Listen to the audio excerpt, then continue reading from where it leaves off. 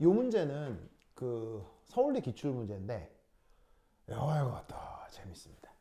물론 본 문제는 이 칼슘 대신에 바륨으로 나와 있긴 합니다.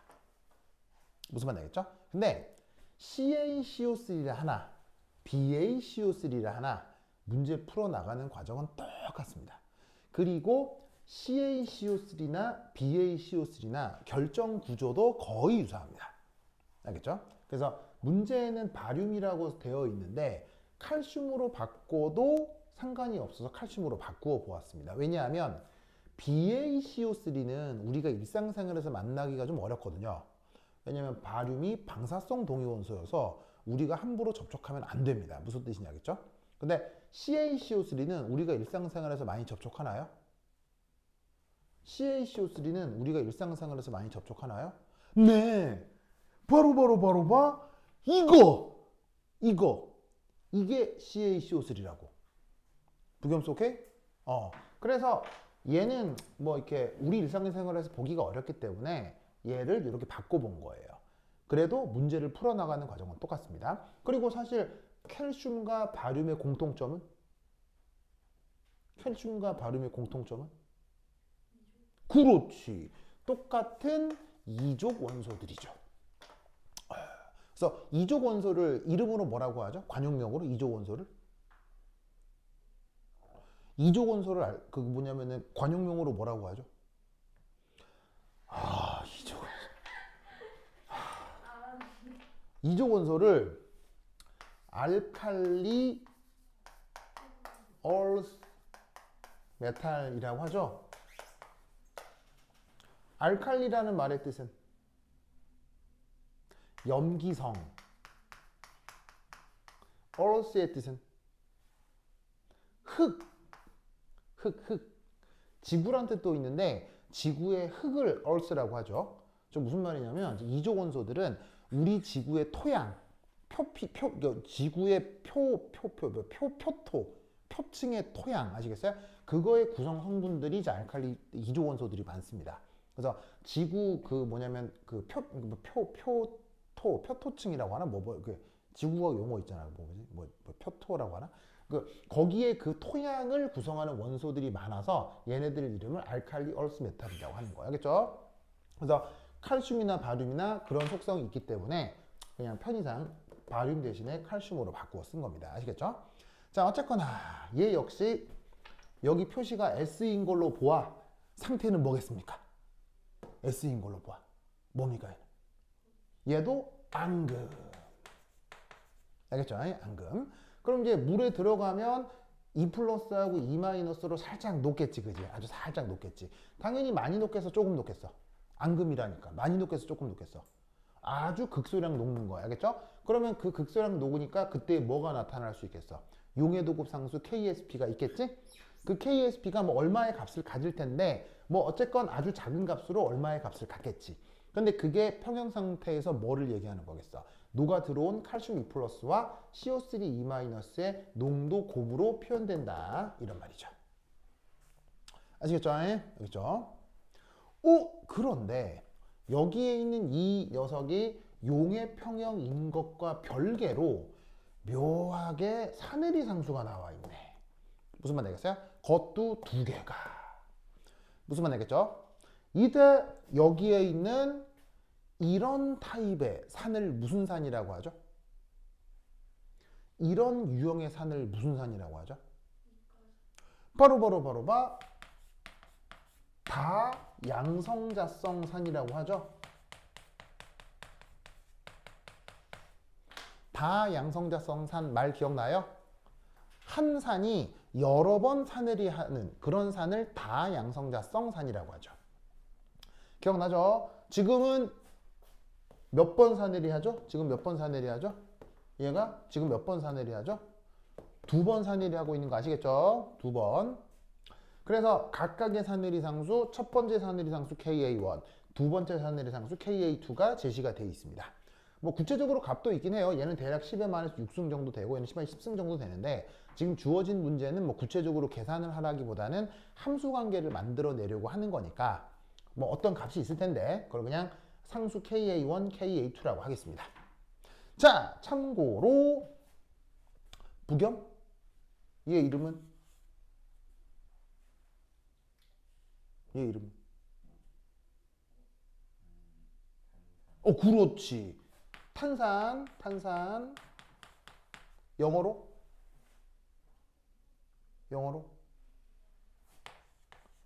카보닉 애시드. 카보닉 애시드. 알겠죠? 카보닉 애시드. 카보닉 애시드.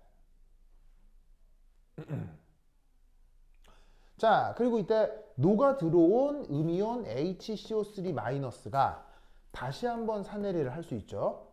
그래서 최종적으로 만들어지는 CO3E- 이가 음이온이 만들어진 건데 얘의 이름은 탄산이온. 영어로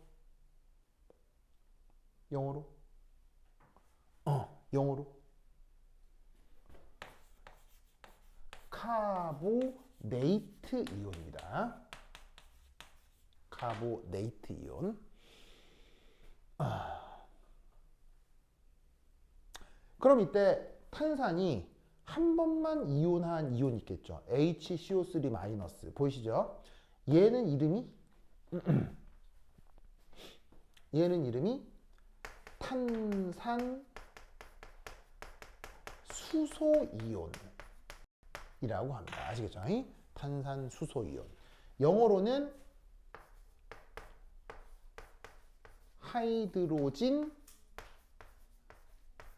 카보네이트 이온이라고 합니다.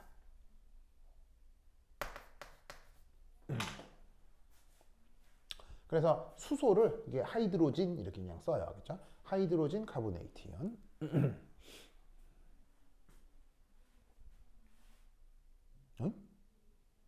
잠깐만. 갑자기 아닌 것 같아. 자, 이거 인터넷 좀 켜주세요. 갑자기 이름이 아닌 것 같아. 잠깐만. 이게 나이가 드니까 가물가물해. 인터넷 좀 켜주세요.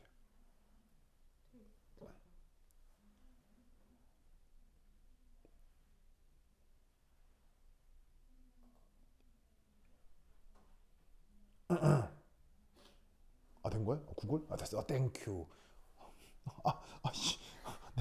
이제 오래되니까 이런 것도 까먹는다니까, 진짜. 바이카보네이트.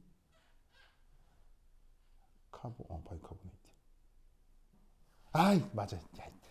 진짜. 자, 여기 지울게요. 준다. 네, 어쩐지 쓰고 나서 이상했어. 네, 진짜. 자, 우리말 번역은 탄산수소 이온이 맞는데 영어 표현으로는 어디 갔어? 바이카보네이트라고 합니다. 바이카보네이트. 쓰고 나서 좀 이상했어. 그래서 여기에 붙어 있는 요 수소, 이 표현을 바이 이렇게 쓰는 거야. 그래서 이런 이름 정도는 알아둡시다. 됐죠? 자, 그럼 저런 상황에서 뭘 하겠다는 거냐? 자, 역시나 뭘 준비하고요? 물을. 자, 그런 다음에 충분한 양의 이 CaCO3 앙금을 물에 넣어둡니다. 충분한 양. 무슨 말 알겠어요? 충분한 양이라는 게 무슨 말이겠어요? 여기서 용해 평형에 도달할 수 있게 용해가 되어 나온다는 얘기입니다. 아시겠어요?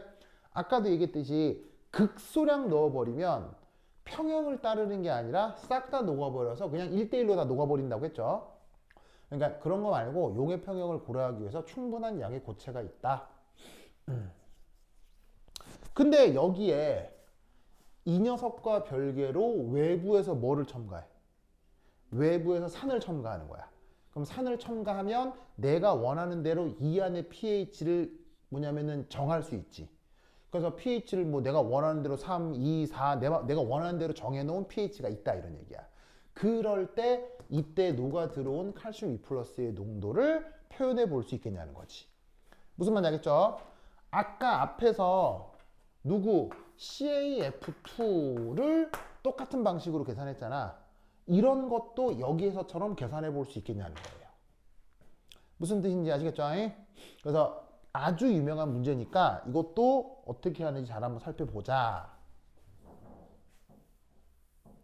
자, 그러면 아까 CAF2랑 문제를 풀어나가는 원리는 같기 때문에 맨 처음 뭐부터? 맨 처음 뭐부터? 부경 뭐라고? 질량 보죠. 내가 막 묻는데 막 부경이가 막 뭐 애써 막 회피하면서 대답도 안 해주고 진짜 부경 진짜 부경 진짜 부경은 뭐부터? 그렇지 그렇지. 부경은 나 살짝 삐질 뻔했어요. 알겠죠? 그래.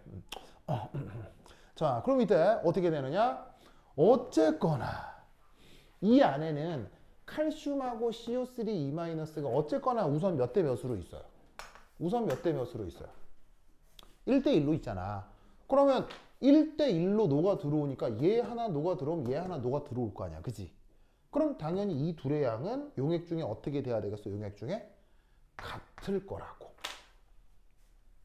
무슨 말 알겠죠? 알겠죠? 같을 거라고. 그런데 말입니다. 얘는 모습을 바꿀 수 있어요. 어떤 형태로? HCO3- 이온 형태로 얘는 모습을 바꿀 수 있습니다. 뭐 하면? 뭐 하면? 가수분해. 자, 얘가 물속에 녹아 들어온 다음에 물에 있는 H+를 뜯어내면 물에 있는 H+랑 반응해서 이 모습이 될 수 있죠? 맞습니까? 윤지야 맞아요?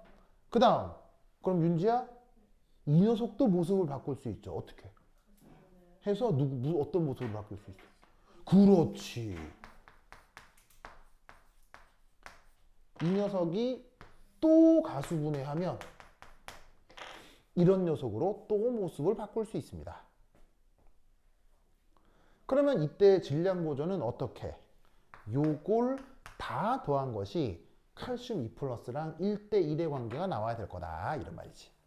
자, 양쪽으로 이해했어요? 됐죠? 그러면 첫 번째 접근이 질량 보존이었고, 그럼 두 번째 접근이 뭐였어요? 프랙셔널 컴포지션이죠. 자, 그럼 이때는 누구에 대한 프랙셔널 컴포지션을 생각을 하느냐? 자, 용의 평형에서 지금 음이온 누구예요? 용의 평형에서 음이온 CO3E-죠. 그 CO3E-에 대한 뭘 생각해보자? 프랙셔널 컴포지션을 생각해보자. 그러면 알겠죠? 자, 이때 CO3E-는 가수분해를 통해서 H2CO3, HCO3-, CO3E- 이렇게 세 가지 형태로 다 존재할 수 있어요. 무슨 말 되겠죠? 이때 당연히 이 서로서로의 관계는 얘하고 얘 사이의 관계는 짝이죠.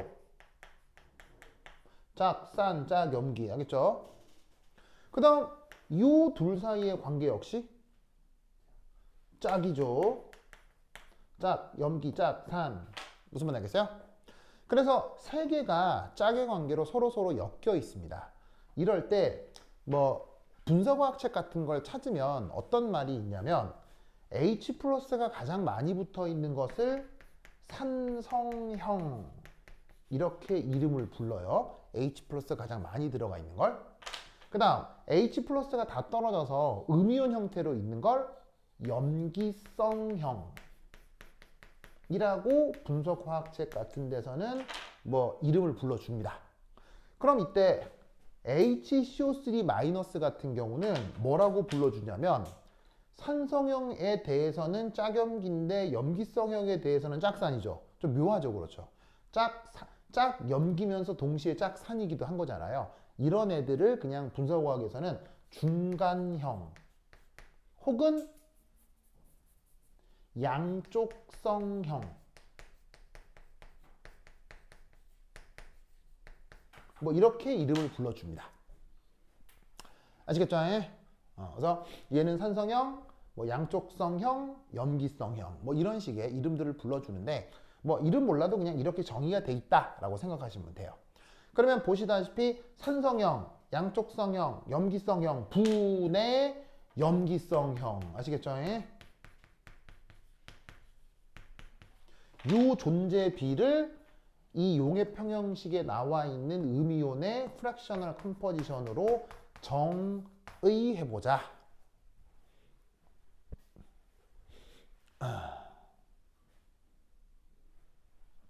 아이고, 양쪽성형 보이지? 오케이, 좋아. 자, 그럼 얘도 이제 뭔가 수리적 조작이 들어가겠죠.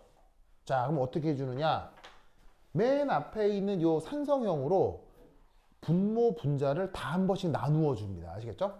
그럼 얘를 싹 나눠주면 요렇게 바꿀 수 있다는 거 아시겠죠? H2CO3로 위아래를 다 나누어 준 겁니다. 근데 묘하게도 CO3E-하고 얘를 분리시켜서 얘분의 1 곱하기 1분의 얘 이런 꼴로 바꿔준 거예요. 자, 여기까지 됐죠? 됐죠? 그러면 이렇게 된 상태에서 어떻게 하나 해줄 것이냐?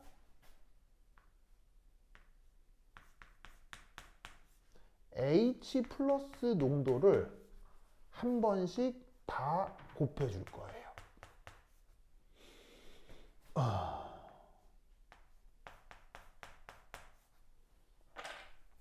됐죠? 자, 위아래 한 번씩 H 플러스 곱해주면 등호 성립해요, 안 해요? 당연히 할 수 있죠. 됐죠? 자, 이렇게 됐어요?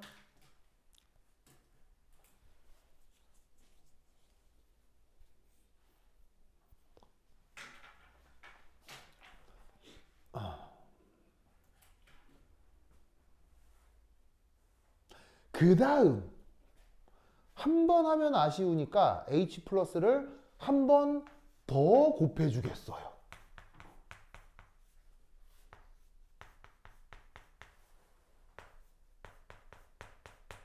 짜잔. 그래서 위아래에다가 H 플러스를 두 번씩 다 곱해줬어요. 자, 저래도 등호 성립하죠? 부계만 맞아요? 됐죠? 그런 다음에 이때 여기 뭐 하나 비어있죠? 여기도 뭐 하나 비어있죠? 여기다가 어떻게 한다?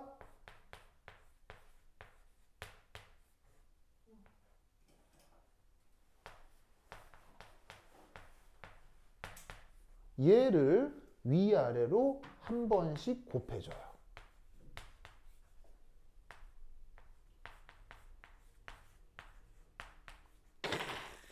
기가 막히지 않습니까? 보기만 어때요? 볼만하죠? 그러면 얘를 다시 어떻게 바꿀 수 있느냐? 바로 요렇게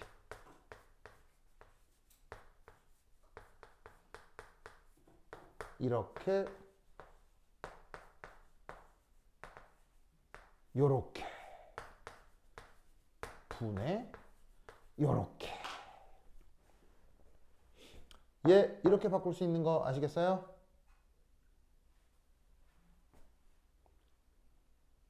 아시겠죠? 뭐 예를 들어서 이런 부분이 바로 뭐냐면 두 번째 사내리 상수의 정의잖아요. 그래서 탄산수소 이온이 다시 산해질을 하는 이 반응이 바로 두 번째 사내리식의 정의가 되죠. 무슨 말 알겠죠? 그래서 아주 복잡해 보이지만 정의에 입각해서 얘를 다시 이렇게 바꿀 수가 있다 이런 말이지. 알겠죠? 그럼 이때 사실 말이에요. 난 여러분들한테 이걸 보여드리기 위해서 얘를 이렇게 바꾸는 과정을 얘기해 드리고 있습니다만 사실 나 같은 경우는 이 경우 이 프랙셔널 컴포지션을 이렇게 바꿀 수 있다라는 거 그냥 외워요. 나는 그냥 외워버려요. 즉, 나는 이 중간 단계가 없고 이걸 보면 바로 그냥 이렇게 써요. 그럼 어떻게 외우느냐? 지금 이 탄산은 보시다시피 다양성자성 산 중에서도 이양성자성 산이죠. 이양성자성 산.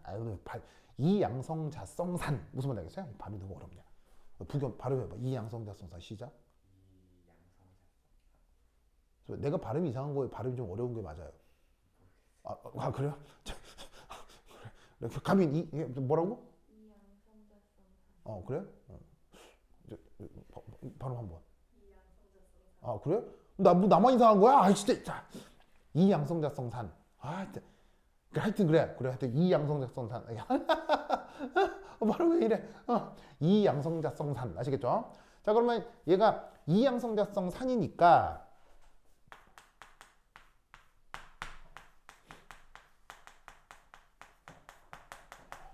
여기서 어떻게 생각을 하냐면 짜잔. H 플러스에 대한 2차 다항전개가 된다 라고 그냥 외우는 거예요. 무조건 그렇게 되게 되어 있거든. 그러면 다항전개는 어떻게 하는 게 다항전개야? 2차항, 1차항, 0차항.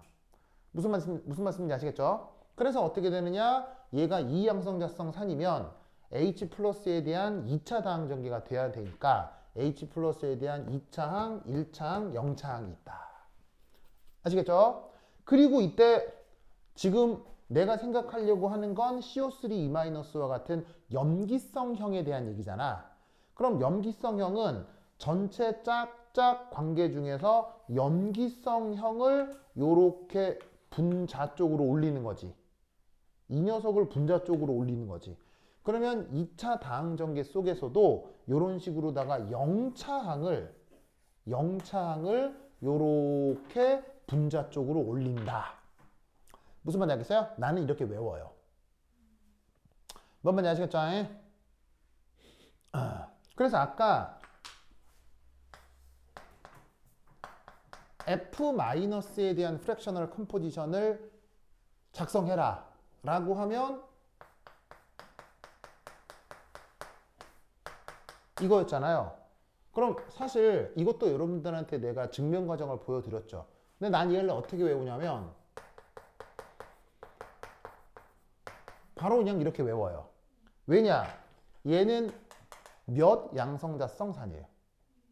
1 양성자성 산이잖아. 그러면 H 플러스에 대한 몇 차 다항전개가 되겠어?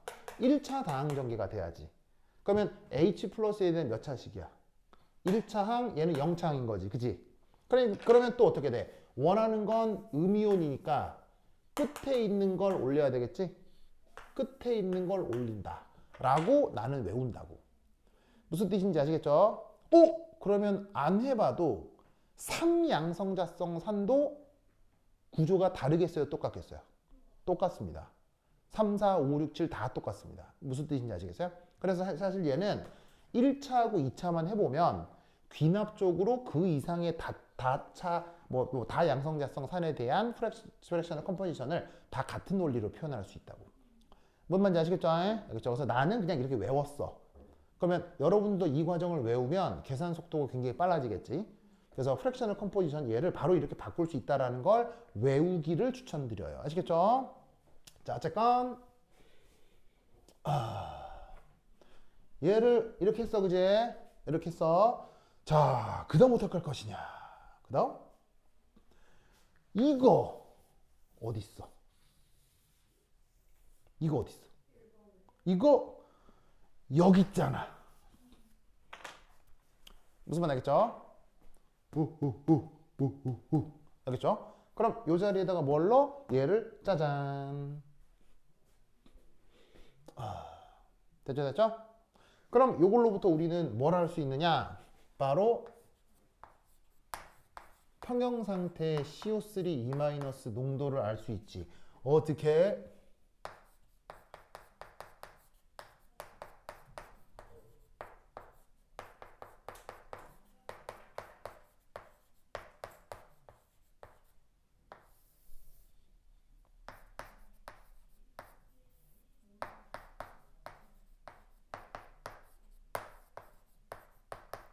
짜잔. 이렇게 되겠지.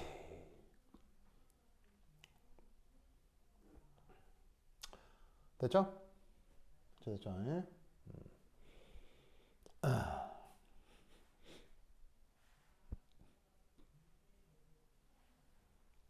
이해하셨죠? 됐죠? 그러면 이때 세 번째 뭐 적용해야 돼? 그 다음 세 번째 뭐 적용해야 돼? 자, 첫 번째 질량 보존, 두 번째 프랙셔널 컴포지션, 세 번째 뭐였어요? 아까 그거 CAF 테스트처럼 바로 용해도 곱 상수 얘를 적용해야 되겠죠? 그 용해도 곱 상수 어디 있어요? 여기 있잖아. 여기. 뭔지 아시겠죠?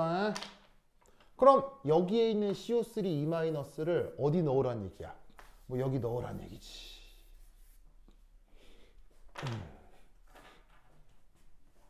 뭔지 아시겠죠? 그걸 뭐 이런 꼴로 써도 상관없겠네요.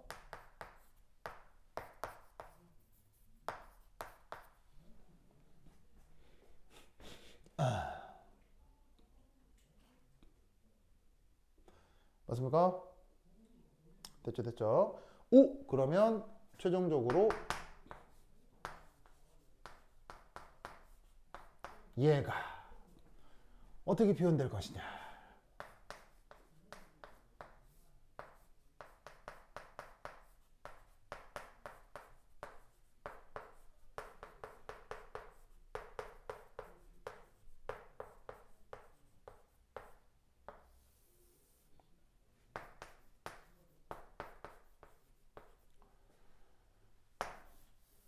이렇게 되겠네요. 알겠죠? 그래서 어차피 여기에 있는 K1, K2, KSP는 문제가 제시하는 상수일 거 아니에요. 그죠? 뭐 조금 더 계산을 편하게 하려면 예쁜 숫자들을 주겠지. 막 똑똑똑 떨어질 수 있는 숫자. 그럼 여기서 여기에 있는 칼슘 2+의 농도를 누구의 함수로 표현한 거야? 바로 H 플러스의 함수만으로 칼슘 2+의 농도를 표현한 게 된다. 이런 말이에요. 아시겠죠? 그리고 당연히 이 수식에서는 잘 봐.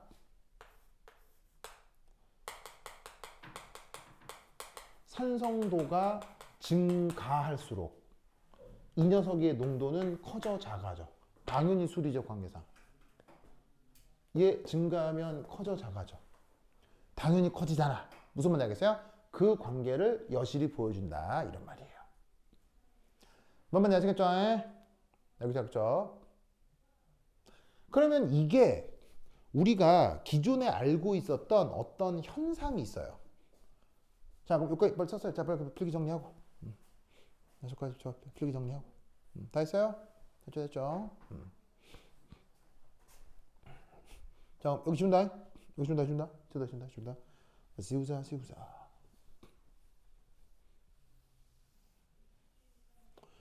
어이씨.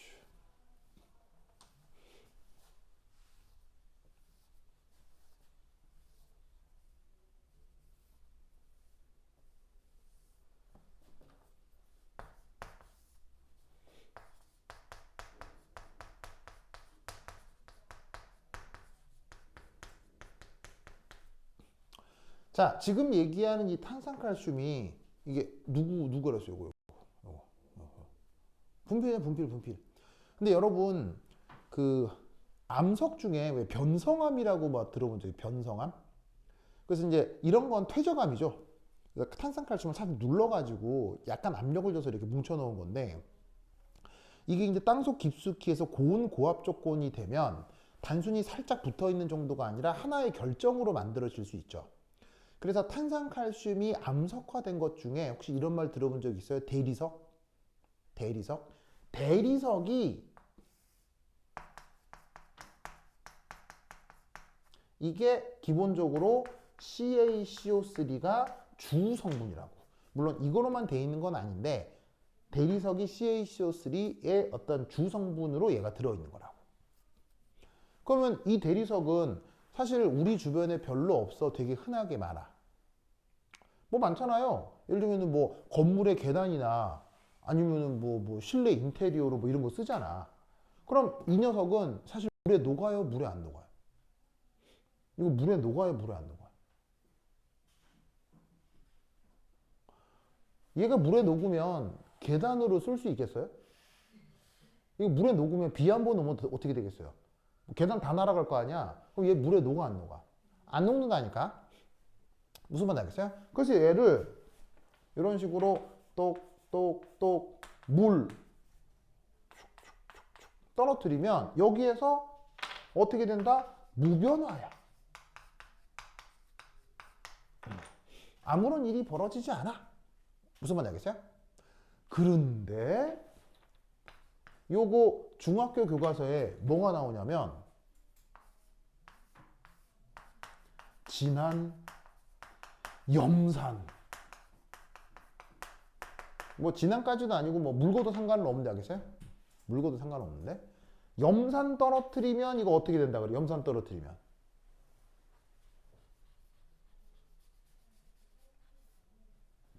이런 식으로다가 이 대리석이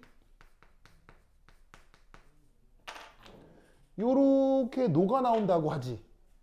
녹아 나온다고 하지. 이 녹아 나온 이 안에 뭐가 있어? 칼슘 2 플러스 Cl 마이너스.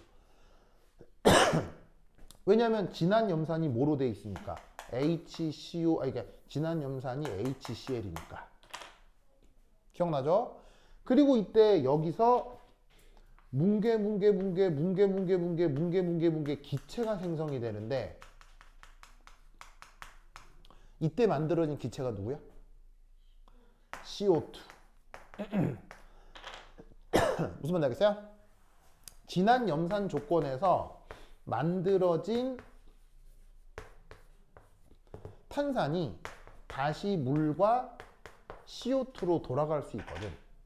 그래서 염산을 떨어뜨리게 되면 칼슘 2 플러스가 녹아 나오면서 동시에 만들어진 탄산으로부터 이산화탄소가 부글부글 기체 생성을 할 수 있다고. 그러면 잘 봐. 산성도가 작은 그냥 맹물일 때는 녹아 안 녹아? 안 녹는데 산성도가 커졌어. pH가 작아졌어. 그랬더니 어떻게 돼? 녹지. 그게 커지면 많아지지. 요 얘기를 얘기하는 거라고. 무슨 말씀인지 아시겠죠? 그래서 중학교 때부터 막 많이 알려져 있는 사실이잖아. 그거를 양론적으로 이렇게 계산한다. 이런 말이에요. 뭐만 아시겠죠? 알겠죠? 자, 이게 굉장히 유명한 풀이니까 꼭 알아두시고 그럼 이제 한 장 넘기시면 22페이지부터 한번 봐봐. 23페이지. 23페이지 찾았어요? 23페이지. 자, 23페이지에 되게 유명한 문제가 있는데 거기 연습 문제 26번 찾았어요? 연습 문제 26번 체크하세요. 연습 문제 26번.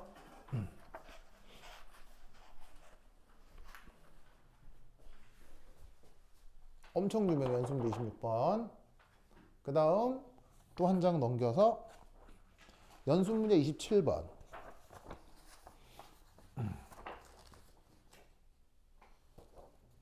7번 요거.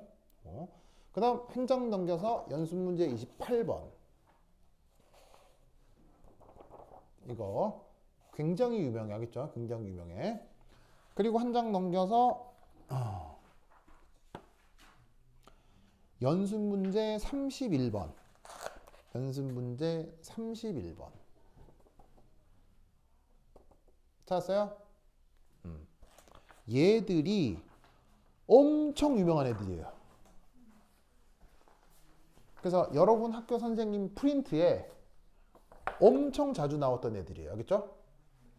그래서 pH에 따라서 앙금의 용해도가 많이 영향을 받을 수 있는데 그거와 관련된 응용 문제들이에요. 근데 지금 찍어드린 문제들은 다 지금 내가 여기서 풀어드렸던 요 테크닉 있죠. 요 테크닉을 기억하면 다들 쉽게 풀리는 문제들입니다. 그래서 뭐냐면 우리 다음 수업에서 또 수요일이지? 수요일날 오시면 이 문제들을 하고 추가해서 또 다른 문제들이 있거든요. 그런 것들 또 차근차근 풀어볼 거야. 그래서 오기 전에 우선 내가 찍어준 거 풀어가지고 와봐. 알겠죠? 알겠죠? 이 문제들 잘 풀 수 있어야 돼. 그래서 요것만 해도 나중에 학교 선생님들이 막 문제 막 던져주고 하면 어렵지 않게 다 풀 수 있다고. 됐죠? 이 논리를 꼭꼭 기억해 두시기 바랍니다. 오케이, 됐다. 그럼 여기까지. 다음 시간 만나요. 안녕.